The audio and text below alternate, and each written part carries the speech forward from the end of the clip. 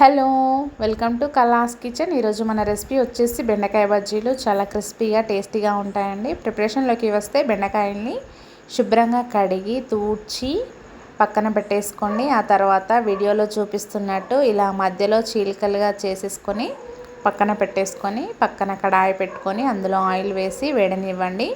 ఆ తర్వాత బౌల్ తీసుకొని అందులో శనగపిండి, పసుపు, ధనియాల పొడి, జీలకర్ర, వంట సోడా, కారం పొడి, తగినంత ఉప్పు వేసేసుకొని నీళ్లు వేసుకుంటూ బజ్జీల పిండిలా వీడియోలో చూపిస్తున్నట్టు విండులు లేకుండా చక్కగా కలిపేసుకోండి.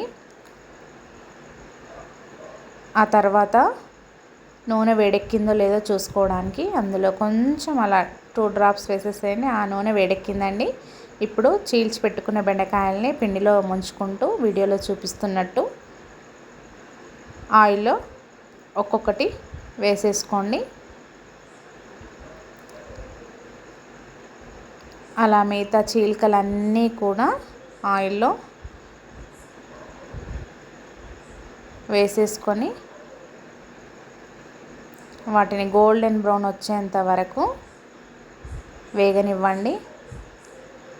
గోల్డెన్ బ్రౌన్ వచ్చిన తర్వాత డిష్ అవుట్ చేసేసుకోండి. అలాగే మిగతావన్నీ చేసేసుకోండి. అంతే అండి, చాలా క్రిస్పీ బెండకాయ బజ్జీలు రెడీ. Thanks for watching.